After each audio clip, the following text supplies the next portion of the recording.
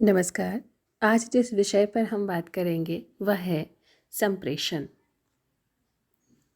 अंग्रेजी भाषा में कम्युनिकेशन शब्द जिसके लिए प्रयुक्त होता है, हिंदी में उसे संप्रेषण कहते हैं।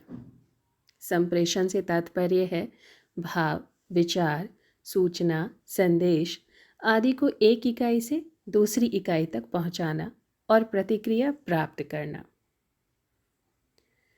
संप्रेषण शब्द के लिए, जैसा कि मैंने बतलाया, अंग्रेजी भाषा में कम्युनिकेशन शब्द का प्रयोग किया जाता है। इसकी उत्पत्ति लैटिन भाषा के कम्युनिस शब्द से हुई, जिसका अर्थ है जानना या समझना। संप्रेषण का अर्थ है किसी विचार या तथ्य को कुछ व्यक्तियों में सामान्य तौर पर प्रेषित करना। इसे संप्रेषण या संचार शब्द से भी हम सूचित करते हैं। तथ्यों, सूचनाओं, विचारों आदि को भेजना या समझाना संप्रेषण के अंतर्गत आता है। संप्रेषण एक द्विमार्गी प्रक्रिया है, जिसके लिए आवश्यक है कि यह संबंधित व्यक्तियों तक उसी अर्थ में पहुंचे जिस अर्थ में संप्रेषणकर्ता ने अपने विचारों को भेजा है। यदि संदेश प्राप्तकर्ता संदेश वाहक द्वारा भेजे गए संदेश को उस रूप में ग्रहण नहीं करता है, तो संप्रेषण पूर्ण नहीं माना जाता। अतः संप्रेषण का अर्थ विचारों तथा सूचनाओं को एक व्यक्ति से दूसरे व्यक्ति तक इस प्रकार पहुंचाना है कि वह उसे जान सके और समझ सके। संदेश, संप्रेषण या संचार अन्य व्यक्तियों को इस तरह प्रोत्साहित करने का कार्य भी माना जाता है जिससे वह किसी विचार या उसी रूप में अनुवाद करे जैसा कि लिखने या बोलने वाले ने उसे चाहा है। संप्रेषण एक ऐसी कला है जिसके अंतर्गत विचार, सूचना, संदेश, सुझाव का आदान प्रदान चलता रहता है। संप्रेषण की विशेषताओं पर गौर करें तो हमें यह प्रकट होता है यहाँ कि संप्रेषण द्विमार्गी प्रक्रिया है, जिसमें विचारों का आदान और प्रदान होता है। संप्रेषण का जो लक्ष्य है वह संबंधित पक्षकारों तक सूचनाओं को सही सही अर्थ में संप्रेषित करना है। संप्रेषण द्वारा विभिन्न सूचनाएं प्रदान कर पक्षकारों के ज्ञान में अभिवृद्धि की जाती है। संप्रेषण का आधार व्यक्तिगत समझ और मनोदशा होती है। संप्रेषण में दो या अधिक अपने विचारों का आदान प्रदान करते हैं। संप्रेषण वैयक्तिक और अवैयक्तिक दोनों प्रकार से किया जा सकता है। संप्रेषण निरंतर चलने वाली प्रक्रिया है। संप्रेषण एक ऐसी प्रक्रिया है जो प्रेषक से प्रारंभ होकर प्रतिपुष्टि प्राप्ति के बाद प्रेषक पर ही समाप्त होती है। संप्रेषण में संकेत, शब्द और चिन्हों का प्रयोग किया जाता है।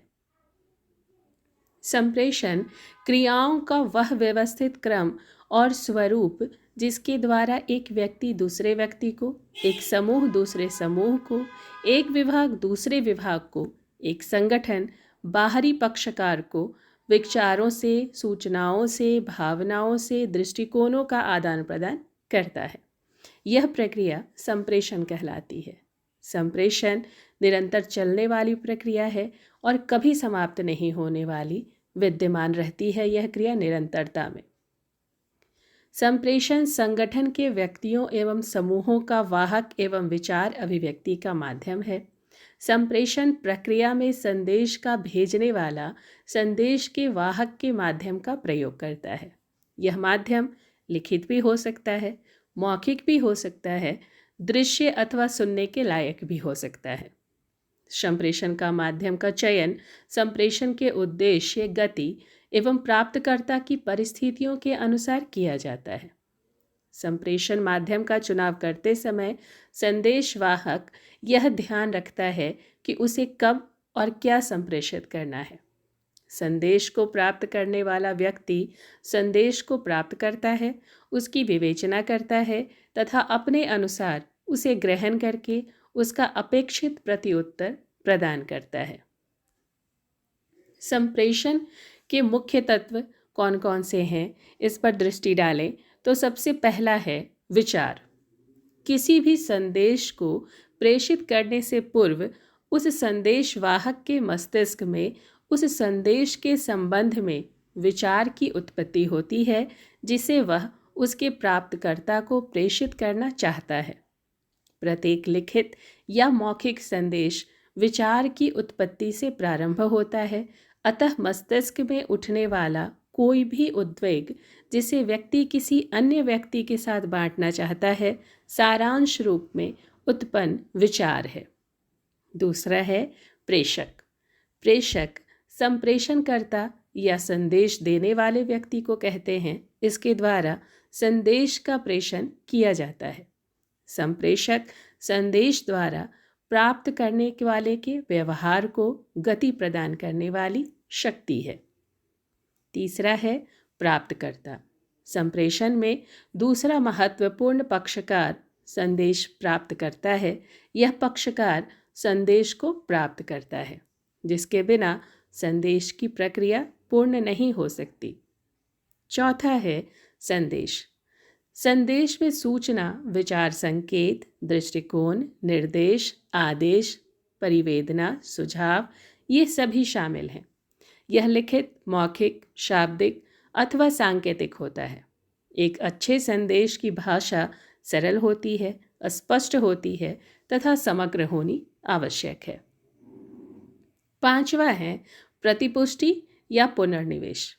जब संदेश प्राप्तकर्ता संदेश को मूल रूप से अथवा उसी दृष्टिकोण के अनुसार समझ जाता है जैसा कि संदेश के प्रेषक ने संप्रेषित करना चाहा है, तब संदेश प्राप्तकर्ता द्वारा संदेश के संबंध में की गई अभिव्यक्ति को ही प्रतिपुष्टि या फीडबैक कहते हैं। इस आधार पर स्पष्ट है कि संप्रेषण के विभिन्न अंग हैं तथा इन सभी अंगों से मिलकर एक संप्रेषण मॉडल का निर्माण होता है। ये सभी मॉडल मिलकर संप्रेषण के विभिन्न अंगों के आपसी संबंधों की व्याख्या करते हैं, जिसे संप्रेषण प्रक्रिया भी कहा जाता है।